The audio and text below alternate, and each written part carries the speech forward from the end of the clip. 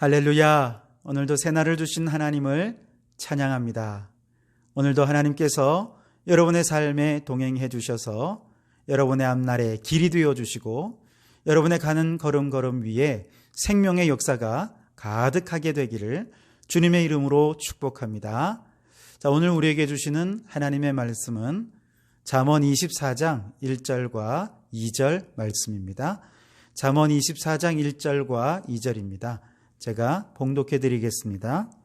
너는 악인의 형통함을 부러워하지 말며 그와 함께 있으려고 하지도 말지어다. 그들의 마음은 강포를 품고 그들의 입술은 재앙을 말함이니라. 아멘. 네, 오늘 잠언 24장 나머지 말씀도 여러분 끝까지 다 잘 읽어보시고 이 한 달이 지난 후에 우리 잠언 말씀 일독을 하는 그것을 목표로 함께 말씀을 나누어 주시기 바랍니다. 자, 오늘 우리의 읽은 말씀에 보면 악인의 형통을 부러워하지 말아라 그렇게 말씀하고 있죠. 부러우면 지는 거다 이런 말이 있지 않습니까? 특별히 악한 사람을 부러워한다면 이건 더더욱 패배자에 불과할 것입니다. 그러니 악인들의 형통은 부러워해서는 안 되겠는데 문제는 누가 악인이냐 하는 것입니다. 여러분, 누가 악한 사람입니까? 머리에 뿔 달리고 언제나 화가 나 있고 누구를 만나든 막 주먹이 먼저 나가는 이런 사람이 악인입니까? 그렇지는 않을 것입니다. 정말 누군가 한 사람을 악하다 이렇게 규정하는 것은 참 쉬운 일이 아닙니다. 굉장히 신중해야 합니다. 왜냐하면 어떤 한 사람도 아침에는 선인이었다가 낮에는 악인이었다가 또 저녁에는 선인으로 그렇게 수시로 우리의 마음이 선과 악을 왔다 갔다 하며 변화무쌍하게 변하는 것이 우리들의 인생이 아닙니까? 오늘은 선한 사람이었다가 내일은 얼마든지 악한 사람으로 돌변할 수도 있는 것이고요. 또 나는 선하다고 생각하지만 다른 사람들은 그를 악하다고 말할 수도 있지 않겠습니까? 예를 들면 우리 일제시대의 독립투사들을 한번 생각해 보십시오. 우리나라의 입장에서 보면 정말 민족의 영웅입니다. 얼마나 선한 일을 했습니까? 그러나 일본의 입장에서 보면 악랄한 범죄자에 불과한 것이죠. 그러니 누군가를 악하다라고 규정짓는 게 얼마나 어려우냐 하는 것입니다. 게다가 요즘처럼 매체, 인터넷이 발달한 이런 시대 속에서 악은 굉장히 조작될 가능성이 많이 있습니다. 사건의 전모가 아니라 일부분만 띄어다가 이 사람이 이런 일을 했소, 이런 말을 했습니다 하면서 그렇게 악인으로 규정해 놓으면 그 다음엔 마치 마녀 사냥하는 것처럼 그 사람을 향해 비난하고 정죄하기를 벌떼처럼 달아들어서 그를 정말 그의 인생을 누더기로 만들어 놓는 그런 일들이 얼마나 많습니까? 그런데 알고 보니까 전후 좌우 앞뒤 상황을 얘기를 다 들어보니까 전혀 다른 상황이었던 것이죠. 이건 악의적으로 편집이 된 내용이었던 것이죠.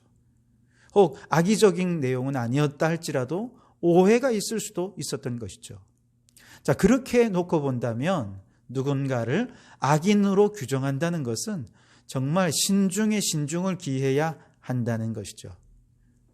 자, 그렇다면 악인은 누구입니까? 성경이 말하는 악인, 그는 누구입니까? 유명한 철학자, 프랑스의 철학자인 폴 리게르라고 하는 사람이 성경에 나오는 아주 중요한 또 죄, 허물 이런 단어들을 해석학적으로 분석한 것입니다. 그래서 악이 무엇이고 악인은 누구이며 구원이란 무엇인가 하는 것에 대해서 책을 썼는데요. 악의 상징이라는 책을 썼어요. 그 책의 내용을 보면 그는 악을 이렇게 규정합니다. 악이란 무엇인가? 인간의 외부에서 인간을 오염시켜서 자유의지를 퇴색시켜 노예의지를 갖게 만드는 권세, 실체 이렇게 말합니다. 그러니까 여기서 우리가 알 수 있는 것은 우선 첫째는 악은 외부에 있다는 것입니다. 그러니까 악은 사람의 안에 있는 것이 아니라 사람 바깥에 있다는 것이죠. 그래서 밖에서 그 사람을 유혹하고 미혹하는 것이죠. 이 말은 무슨 말이냐 하면 절대적으로 악한 사람은 없다는 것입니다. 미혹이 되어서 잠깐 악하게 될 수 있지만 또다시 선하게 될 수도 있다는 것이죠. 또 지금 선하더라도 미혹이 되면 얼마든지 악한 사람이 될 수도 있다는 것이죠. 그래서 어떤 한 사람을 절대적인 악이다 이렇게 규정해서는 안 된다 하는 것이죠. 두 번째로 그 악이 인간을 오염시킨다는 것입니다. 그 말은 악한 권세가 인간을 이렇게 시험에 들어온다 할지라도 단지 인간은 그 악에 의해서 오염될 뿐이지 그 악이 인간을 파괴하거나 그 악이 인간이 아닌 악마로 인간의 존재를 완전히 바꾸어 놓는 그런 것은 아니라 하는 것이죠. 그래서 우리가 아유 저 사람은 악마야 그렇게 얘기하지만 사실은 그렇게 얘기할 수 없다는 것이죠. 그 다음에 악은 인간의 자유의지를 오염시켜서 노예의지로 살게 만든다 그렇게 말하는데요. 즉 악의 유혹에 빠진 인간은 자기 스스로의 의지로 자신의 몸을 이제 악의 노예가 되도록 바친다는 것이죠. 그리고 그때부터는 악의 지배를 받아서 그렇게 악한 자로 살아가게 된다 하는 것이죠. 그뿐만 아니라 그는 악을 하나의 권세라, 실체라 이렇게 보았어요. 즉 악은 단지 선의 결핍이라는 추상적인 개념이 아니고 이것은 하나의 분명한 실체가 있다는 것이죠. 그리고 그렇기 때문에 이 악은 반드시 제거되어야 할 어떤 것이다. 그는 그렇게 정의를 하고 있습니다. 자, 그렇다면 악인은 누구인가? 악인은 바로 이 악으로부터 오염되어서 모든 자유의지가 노예의지로 바뀌면서 노예가 되고 속박 가운데 얽매여 살아가는 존재, 바로 그런 사람을 악인이라 그렇게 얘기한다는 것이죠. 무조건 악한 일을 하고 막 폭력적인 일을 한다고 해서 그 사람이 악인이 아니고 악에게 오염이 되어서 그 악의 노예 의지를 가지고 노예로 속박으로 얽매여 살아가는 그런 사람들을 다 악인이라 그렇게 규정을 합니다. 그렇기 때문에 구원을 받는다는 것은 무슨 의미냐 하면 그가 가지고 있는 모든 노예 의지 또 그가 속박되어 있는 모든 속박들, 얽매여 있는 모든 것들로부터 이제 자유롭게 되고 해방이 되는 것, 이것을 구원이라 그는 그렇게 이야기를 합니다.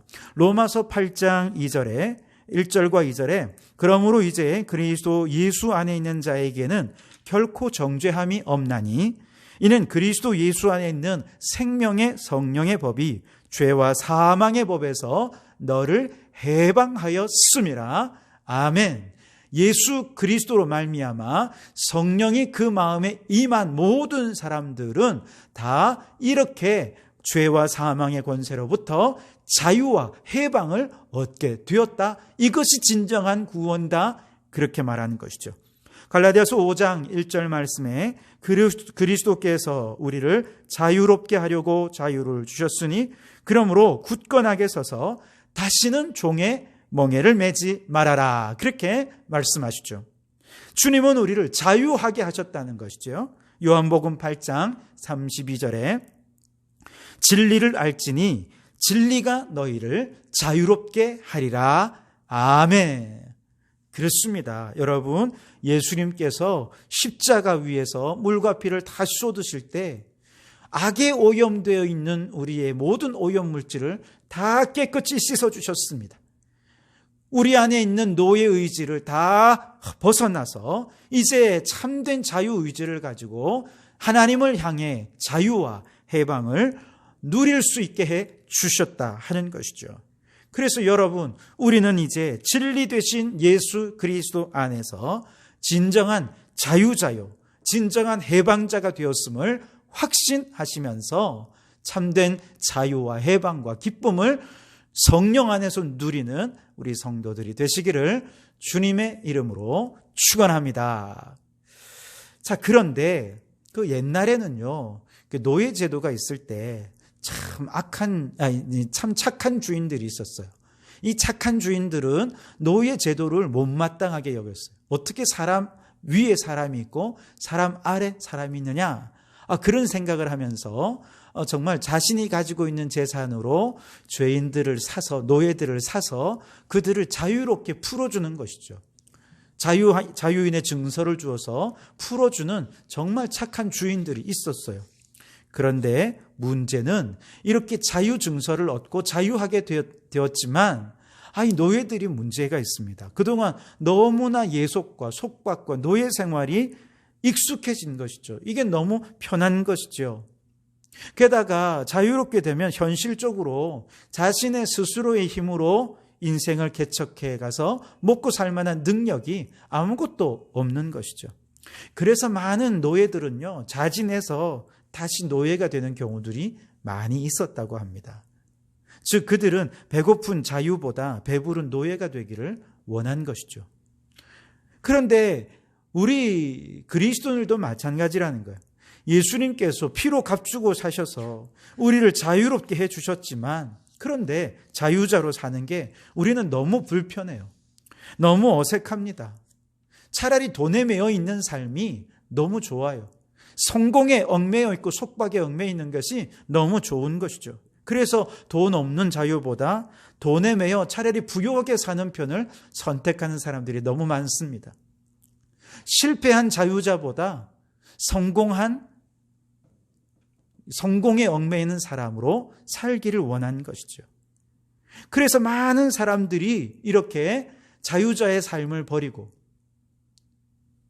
죄악의 속박에 얽매여서 다시 노예가 되고 악의 노예가 되어서 세상의 쾌락과 욕망을 따라 그렇게 살아가게 되는 것이죠. 그런데 더 안타까운 건 무엇인지 아십니까? 예수님을 믿고 자유의지를 가지고 이제 자유롭게 된 자유와 기쁨을 누리는 그런 사람들조차도 이렇게 세상의 쾌락을 즐기며 살아가는 사람들이 부러울 때가 있다는 것이죠. 왜 그러냐? 이미 우리가 자유자가 되었지만 우리 안에도 아직 노예 근성이 남아있어서 그런 거예요.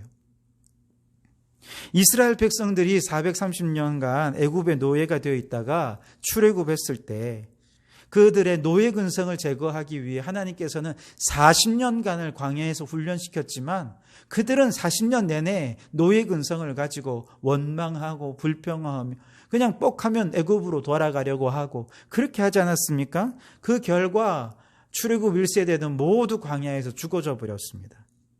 이처럼 노예 근성을 벗어나는 일은 얼마나 힘든 것인지 모릅니다.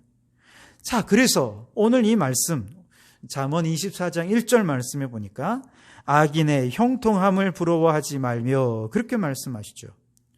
그러니까 그가 이미 악인들을 보면서 나는 이미 자유함을 얻었고 예수 안에 해방의 기쁨을 누리고 있는데도 불구하고 어느 날 세상의 쾌락을 즐기며 정말 돈의 노예가 되어서 그 돈 안에서 부요하고 그렇게 풍요롭게 살아가는 그 사람들을 보며 부러워질 때가 간혹 있다는 것이죠. 근데 그 순간 마귀는 우리의 마음을 오염시킬 수 있다는 것이죠. 그러니까 악인들을 부러워하지 마시기 바랍니다. 그리고 또한 그와 함께 있으려고도 하지 말아라. 그렇게 말씀하십니다.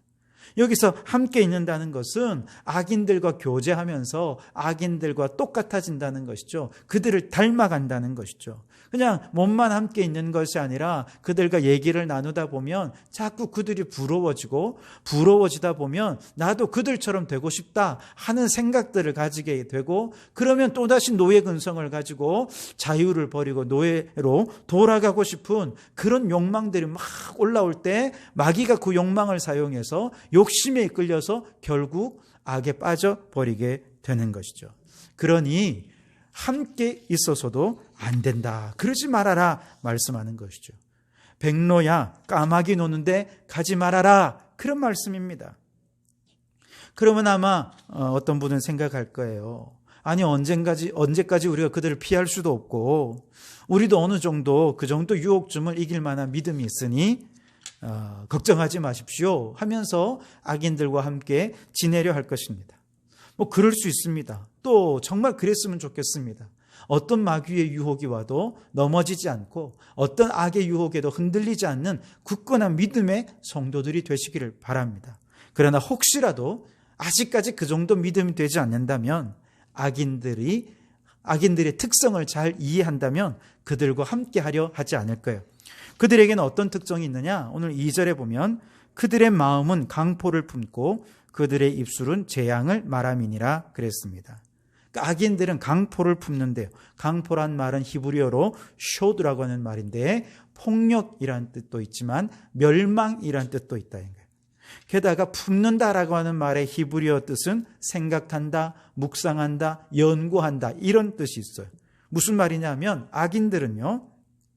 어떻게 하면 저들을 멸망시킬까? 이것을 늘 생각하고 묵상하고 연구해서 우리에게 다가온다는 거예요.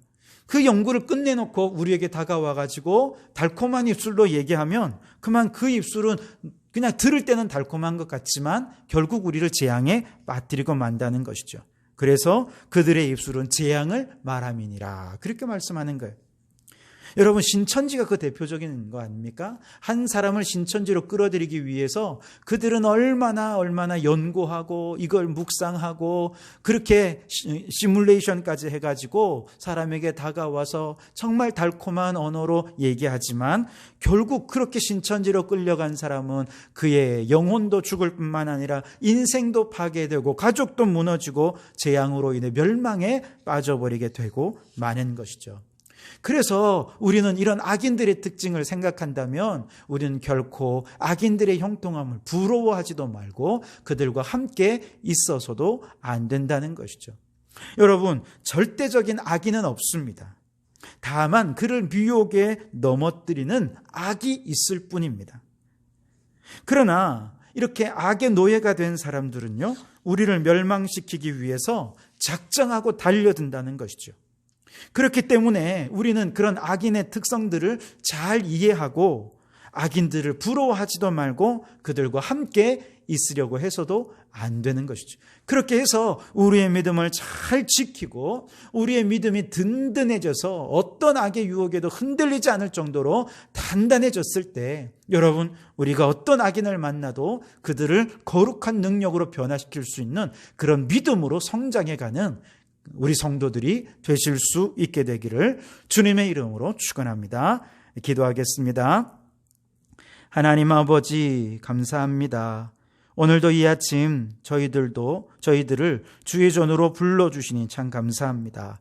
우리가 이 세상을 바라보며 세상의 것 부러워하지 말고 하나님 바라보라고 오늘 이 새벽에 먼저 주님 앞에 나와 주님을 만나게 하신 줄 믿습니다. 주님, 세상을 바라보다 보면 참 세상 사람들이 부러울 때가 많습니다. 돈의 노예가 되어 있고 성공의 노예가 되어 있는 것 알면서도 그 성공을 누리고 부를 누리는 사람들이 너무 부러울 때가 있습니다. 그러나 그들은 모두가 다 악의 종로를 타는 자임을 깨닫게 도와주시옵소서. 우리는 이미 예수 그리스도 안에서 자유와 해방의 기쁨을 누리는 자임을 확신하게 해 주시옵소서. 아버지여, 내 안에 있는 예수님께서 우리에게 주신 그 자유와 해방의 기쁨을 마음껏 누리며 또 기뻐하며 감사하는 저희들이 되게 해 주시옵소서. 주여, 연약한 우리의 믿음을 용서해 주옵소서. 악인들을 부러워하지 않게 도와주시고 말씀과 기도의 사람을 부러워하고 믿음의 사람들을 부러워하면서 믿음을 든든히 세워가는 저희들이 되게 해 주옵소서. 그래서 장차는 세상 사람들이 우리를 부러워할 수 있는 믿음의 사람이 되게 해 주시옵소서. 오늘 이 하루도 주님이 우리와 함께 해 주실 줄 믿고 예수님 이름으로 기도하옵나이다. 아멘.